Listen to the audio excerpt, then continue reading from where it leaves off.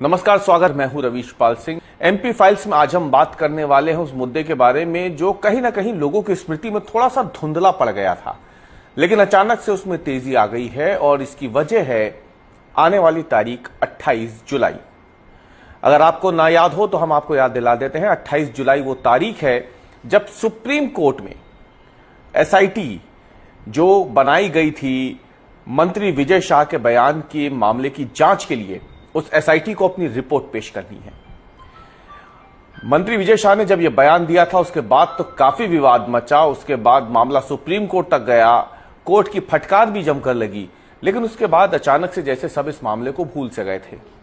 Cabinet की बैठकों से कुछ समय तक मंत्री विजय शाह नदारद रहे, लेकिन उसके बाद उन्होंने कैबिनेट की बैठकों में आना भी शुरू कर दिया। सार्वजनिक मंच पर भी वो दिखने लगे। कार्यक्रमों में, जो सरकारी कार्यक्रम होते थे, उसमें भी उनकी मौजूदगी साफ होने लगी। सबको लगा कि अब सब कुछ सामान्य हो गया, लेकिन इस बीच एसआईटी अपना काम चुपचाप करती रही। अब जो जानकारी मिल रही है उसके मुताबिक एसआईटी ने मंत्री विजय शाह से आखिरकार मुलाकात कर उनके बयान दर्ज कर लिए हैं। जो जानकारी हमें मिली है उसके मुताबिक जबलपुर में एसआईटी ने एक बंद कमरे में करीब 25 मिनट तक मंत्री विजय शाह से मुलाकात की, उनके बयान दर्ज किए। उनसे पूछा गया कि उन्होंने ये बयान क्यों दिया, इस बयान के मायने क्या थे। तमाम बातें उनसे पूछी गई। जो जानकारी मिल रही है उसके मुताबिक करीब 8 सवाल थे एसआईटी के पास जो मंत्री विजय शाह से पूछे गए। जानकारी के मुताबिक विजय शाह ने एसआईटी के सामने भी वही बातें बोली है जो उन्होंने सोशल मीडिया पर माफी के साथ कही थी। मंत्री विजय शाह ने कर्नल सोफिया कुरैशी को लेकर के जो बातें की थी, उसके बाद देश भर में बवाल मच गया था। मामला था तो इंदौर के पास महू के एक छोटे से गांव का, लेकिन इसने देश की सियासत को हिला दिया था। एक तरफ जहां पूरा देश ऑपरेशन सिंदूर के बाद एकजुट था, सरकार के साथ विपक्ष भी खड़ा हुआ था, वहीं मध्य प्रदेश सरकार के एक मंत्री के ही इस बयान ने न केवल मध्य प्रदेश सरकार के सामने बल्कि पूरी की पूरी भारतीय जनता पार्टी के सामने एक विकट स्थिति पैदा कर दी थी। मामले ने तूल पकड़ा। हाईकोर्ट जो है उसमें सामने आता है। संज्ञान लेते हुए मंत्री पर एफआईआर कराने के निर्देश जारी कर दिए जाते हैं। मंत्री को जैसी इसकी जानकारी मिलती है, विजय शाह तुरंत सामने आते हैं और अपने बयान के लिए खेद प्रकट करते हैं। वो ये भी साफ करते हैं कि उनके बयान को गलत तरीके से समझा जा रहा है, जबकि उनके कहने का मकसद ऐसा कुछ नहीं था। उनके परिवार के कई लोग फौज में रह चुके हैं और वो सेना का बहुत सम्मान करते हैं। लेकिन मंत्री विजय शाह की इस माफीनामे का कोई असर हाईकोर्ट पे नहीं होता है। हाईकोर्ट अपनी बात पे अड़ा रहता है।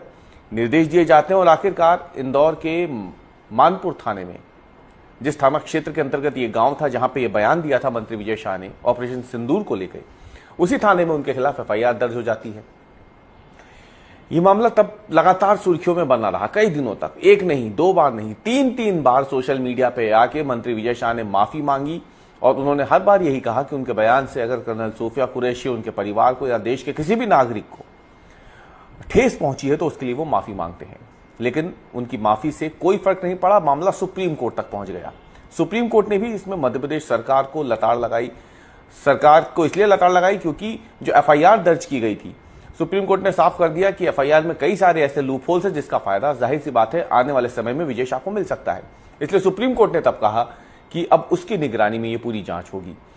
सुप्रीम कोर्ट के कहने पे इस पूरे मामले की एक बार फिर से एसआईटी ने तेजी से जांच शुरू, क्योंकि एसआईटी ने जो पहली रिपोर्ट दी थी सुप्रीम कोर्ट में, उसमें एसआईटी ने कहा था कि जो मोबाइल फोन जब्त किया गया है, सील किया गया, जिसमें यह बयान दर्ज हुआ था, ये स्टेटमेंट रिकॉर्ड हुआ था उस वायरल वीडियो में, दरअसल उसकी जांच के लिए जिस लैब में उस मोबाइल को भेजा गया था भोपाल की, उस लैब ने जांच करने से यह कह के इनकार कर दिया कि उनके पास मोबाइल फोन की फॉरेंसिक जांच करने के उपकरण या साधन उपलब्ध नहीं है। उस वक्त सुप्रीम कोर्ट ने कहा था कि ठीक है, आपको समय चाहिए, आप और समय ले लीजिए और मोबाइल फोन की भी जांच करिए, बयान जितने और ज्यादा दर्ज हो सकते हैं वो बयान भी दर्ज कीजिए। तो अब जो ताजा जानकारी मिल रही है उसके मुताबिक करीब 25 मिनट की पूछताछ में मंत्री विजय शाह से बयान दर्ज किए गए हैं। कई सवाल उनसे पूछे गए। मंत्री विजय शाह ने साफ तौर पे कहा कि उनके कहने का गलत मतलब निकाला गया है। वो कहीं से भी कर्नल सोफिया कुरैशी या उनके परिवार को या किसी और को ठेस नहीं पहुंचाना चाहते थे।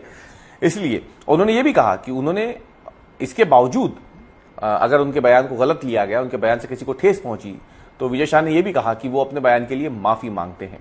उन्होंने ये बात भी एसआईटी के सामने कही है, वही एसआईटी जिसमें प्रमोद वर्मा, कल्याण चक्रवर्ती और वाहिनी सिंह जैसे आईपीएस अफसर मौजूद हैं।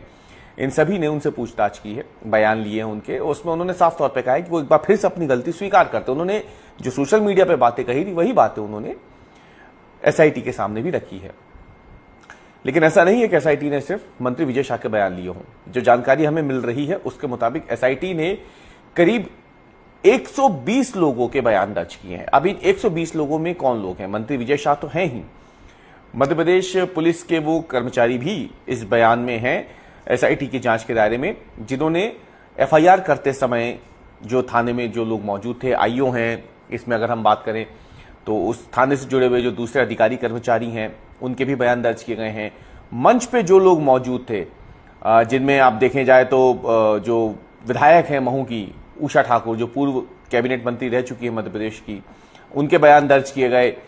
इसके अलावा भीमराव अंबेडकर सामाजिक विज्ञान विश्वविद्यालय के जो कुलगुरु हैं उनके बयान दर्ज किए गए। जो मानपुर जनपद पंचायत अध्यक्ष हैं उनके बयान दर्ज किए गए। और जो कार्यक्रम का आयोजन जिन्होंने किया था, दीपमाला रावत, उनके भी बयान दर्ज किए गए। सिर्फ यही नहीं, मंच पर सामने जो लोग मौजूद थे श्रोता के रूप में, उनमें से कई एनसीसी कैडेट्स थे, उनके भी बयान दर्ज किए गए हैं। करीब 120 लोगों के बयान इसमें दर्ज किए गए हैं। जो जानकारी हमें मिल रही है उसके मुताबिक एसआईटी ने ये रिपोर्ट अब तैयार कर ली है। अगर देखा जाए तो 25 जुलाई की तारीख है, 26 और 27 जुलाई यानी शनिवार और रविवार का दिन छोड़ दे तो सोमवार यानी हफ्ते का पहला दिन जो है, उसी दिन सुप्रीम कोर्ट ने इस मामले की हियरिंग रखी है। जानकारी के मुताबिक दोपहर करीब 12:30 से 1 बजे के बीच, 1:30 बजे के बीच ये सुनवाई हो सकती है, जिसमें एसआईटी बंद लिफाफे में अपनी रिपोर्ट लेकर के सुप्रीम कोर्ट जाएगी और इस पूरे मामले में अब तक क्या उसे हासिल हुआ ये सुप्रीम कोर्ट को बताएगी। उसके आधार पर ही सुप्रीम कोर्ट अगला आदेश या कोई फैसला जारी कर सकता है। इसमें आपको यह भी बता दें कि एसआईटी ने भले ही इतने लोगों के बयान इसमें दर्ज कर लिए हो, लेकिन अभी भी जिस मोबाइल फोन से ये कार्यक्रम रिकॉर्ड हुआ था, ये बयान रिकॉर्ड हुआ था जो बाद में वायरल हुआ, उस मोबाइल फोन की फॉरेंसिक रिपोर्ट अभी भी एसआईटी को नहीं मिली है। हालांकि एसआईटी ने ये जो मोबाइल है अब सेंट्रल फॉरेंसिक साइंस लेबोरेटरी को ये मोबाइल फोन सौंप दिया है, क्योंकि उनके पास वो तकनीक, वो साधन मौजूद हैं जहां पे मोबाइल की फॉरेंसिक जांच हो सकती है। इस फॉरेंसिक जांच का सिर्फ एक ही मकसद है, एसआईटी दरअसल ये साबित करना चाहती है कि जो बयान दिया गया है उसमें किसी भी तरीके की कोई छेड़छाड़ या एडिटिंग नहीं हुई है। हालांकि मंत्री विजय शाह पहले ही स्वीकार कर चुके हैं कि यह बयान उन्होंने खुद दिया था, उनके बयान का मतलब गलत निकाला गया है और अगर उनके बयान से किसी को ठेस पहुंची है तो वो माफी मांगते हैं। यानी केस तो ओपन एंड शट है, लेकिन एसआईटी के सामने ये चुनौती होती है कि उसे सुप्रीम कोर्ट में, क्योंकि सुप्रीम कोर्ट या कोई दूसरी अदालत हो, वो तथ्यों पे आदेश जारी करती है, वो तथ्यों को सुनती है और तथ्यों के आधार पे ही कोई फैसला लेती है। इसलिए एसआईटी के सामने ये चुनौती थी कि जो बयान उसने दर्ज किए हैं और जो पूरा मामला प्रकाश में आया, जिसके बाद देश भर में बवाल मच गया, जिस मोबाइल फोन से ये रिकॉर्डिंग हुई थी, जिस मोबाइल फोन से ये वीडियो वायरल हुआ था, क्या वो सही है या नहीं, सिर्फ इन्हीं तथ्य को एसआईटी को अब फॉरेंसिक लैब की रिपोर्ट के साथ सुप्रीम कोर्ट में रखना है। माना जा रहा है कि 28 जुलाई को सुप्रीम कोर्ट में जब स्टेटस रिपोर्ट एसआईटी अपनी दाखिल करेगी तो उसके साथ वो उस मोबाइल की फॉरेंसिक रिपोर्ट भी देगी। लेकिन इतना जरूर साफ हो गया है कि एक ऐसा मामला जिसे लोग लगभग अब भूल से गए थे, अचानक से वो एक बार फिर सुर्खियों में आ गया है, क्योंकि सुप्रीम कोर्ट का फैसला काफी हद तक मध्य प्रदेश के कद्दावर मंत्री विजय शाह के राजनीतिक भविष्य का फैसला करने वाला है। इस हफ्ते के एमपी फाइल्स में फिलहाल इतना ही। अगले हफ्ते हम फिर हाजिर होंगे एक नए मुद्दे, नए विश्लेषण के साथ। तब तक के लिए धन्यवाद।